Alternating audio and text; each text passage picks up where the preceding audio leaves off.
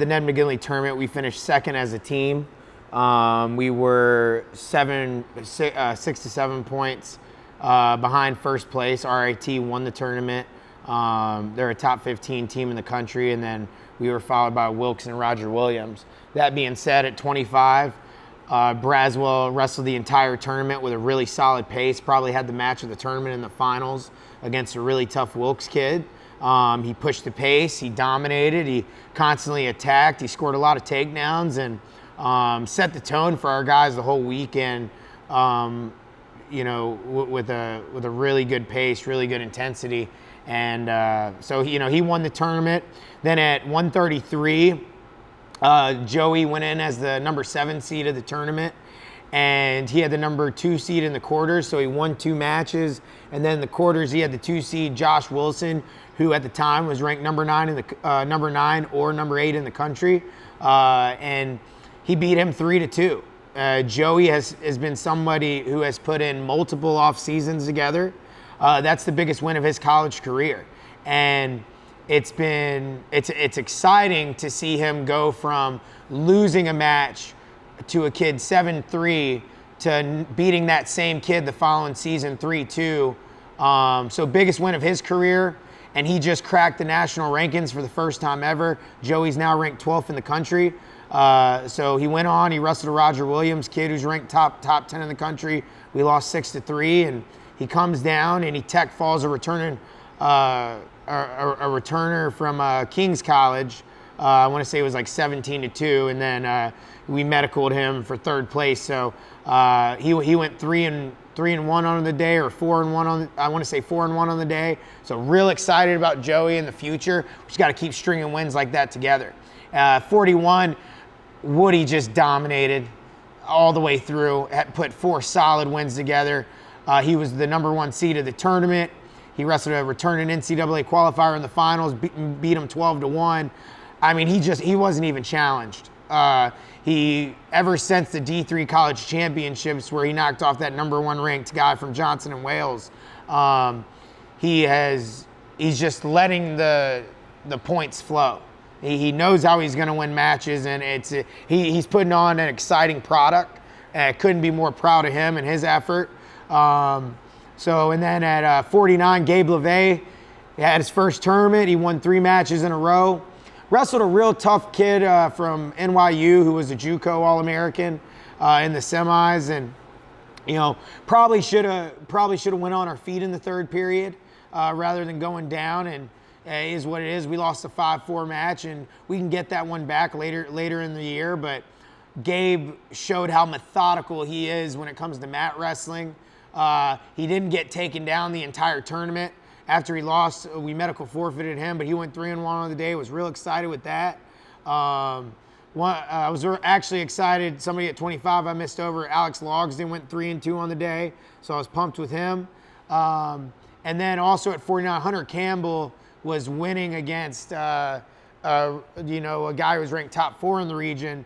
He was winning and then gave it to Turk at the end, lost it in the first round. So Hunter Campbell's got a bright future here. And then at 57, Luke Masterton, his first match in college, he wrestles the 3 seed. The guy, returning regional placer from NYU, and just broke the kid, put on a real exciting pace. He was down by he was down by 6 points, and then he comes back and he wins in overtime 8-7. Everybody else at 57, they got some work to do if they want to catch up with Masterton. But I'm real excited. Your first tournament as a freshman, going 3-2. We got a lot of good stuff going on at 57. It's definitely our deepest weight as a team. And so, yeah, that's what I got for the lightweights. The highlight of the upper weights was Trent Ragland. We explained to him a month ago. We got him on a different training schedule. We knew we were going to see 2 guys top 10 in the country. Now, only one of those guys showed up, but he was just on a different way. I was really proud of his character in matches. Things didn't go his way from a referee standpoint, but he still found a way to push through mentally and go through those hurdles at a very high level. So for him to put together 4 to 5 matches, and then in the finals wrestling Nico Ramirez, a former #1 ranked heavyweight in the country, a kid who opened up this season ranked 8th in the country, for him to win that match in overtime, it just shows the work ethic. Trent's on a whole different level this year. He buys in, he does the right thing, he puts in extra work on top of it. So real excited for him in the future for this season, and happy for the result he put in. And then at 97, Billy Baldwin looked good. He's strung together 3 wins. He's circling more, he's taking more advantage, but he has spots where we're not wrestling the whole time. When he makes the decision to put together a full 7 minutes, man, it's going to be really exciting what Billy Baldwin can accomplish. Until he does that, he'll continue to have these semi-good results of a 3-2, a 4-2, occasionally a 2-2. But when he makes the decision to wrestle an entire 7 minutes, he's going to be deadly. 74 and 84. Jamar Christian performed the best at 84. Was really excited with him. Just wrestled with a really solid pace. But he strung together 4 matches, and he was the best guy this weekend. And currently, right now, he's the guy moving forward, unless those other guys have something to say about it. 174, Mosley and Hobbs, they're better than that. They gotta string more wins together. It's just, I don't really have much to say about 74 and 84. In my opinion, we underperformed, but those weights got some improving to do. And 65, Turley made it to the finals.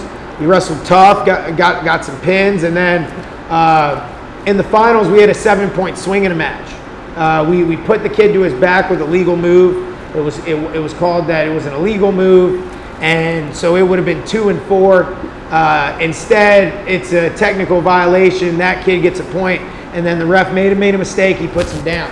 So that's a 7-point swing in a match, and we ended up losing by 8 points. So it is what it is. It's 2 years. People are going to be rusty. We got to expect we're not going to get all the calls, and he did a really good job working on his positioning, circling, lowering the level. But I was really proud with Turley's overall performance. One thing our team is doing a really good job of when it comes to following Turley is that when he loses a match, it's what could I have done better? What do I need to do? And he immediately reviews it. The next day he was in for film study. And that's why he's going to have a lot of success come March. We need to come with high intensity, have a great pace. Personally, I believe we're likely a better dual meet team because we thrive off emotion than we are a tournament team, because this is a very unselfish team. And because of that, we thrive in those dual meet type of atmospheres.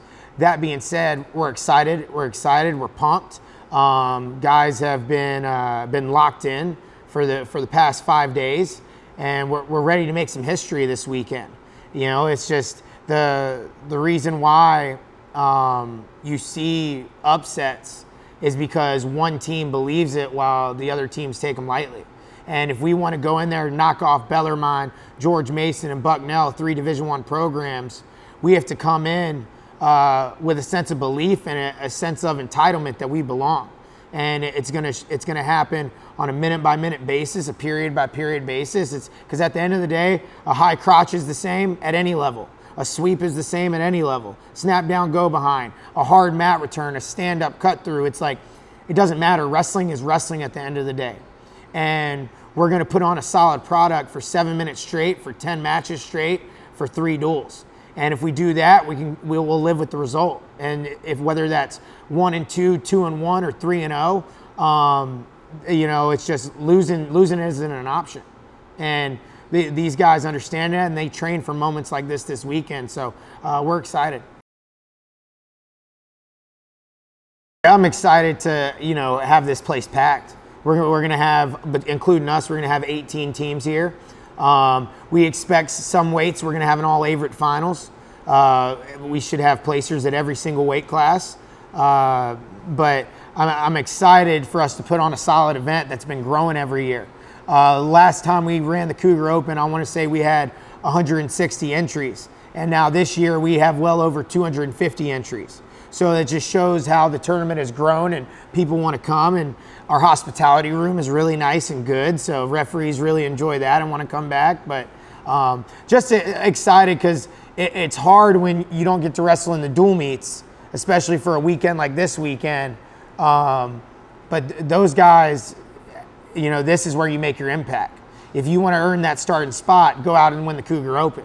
Because now all of a sudden you may have earned a chance to wrestle in a dual meet to be the guy when it matters. So I'm excited. It's good to see everybody wrestle. We'll be entering 37 wrestlers, and we're expecting to bring home plenty of titles and plenty of hardware.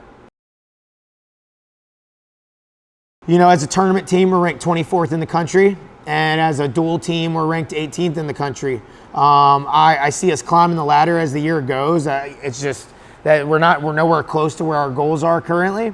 But I am excited individually. Trent Ragland cracked in the top 10, well-deserved after beating Ramirez from Southern Virginia. And then, you know, Braswell at 4, we're still a little underrated there. And then Joey Jones cracking the top 12, being ranked number 12 in the country. Really proud of him. It's like, it's taken him 4 years to put on this type of show and this type of wrestling ability that he's putting on display, and we just got to stay consistent, stay focused, and we'll live with the results, whatever they may be. But most importantly, let's get after George Mason, let's get after Bellarmine, and let's put a heck of a show against Bucknell.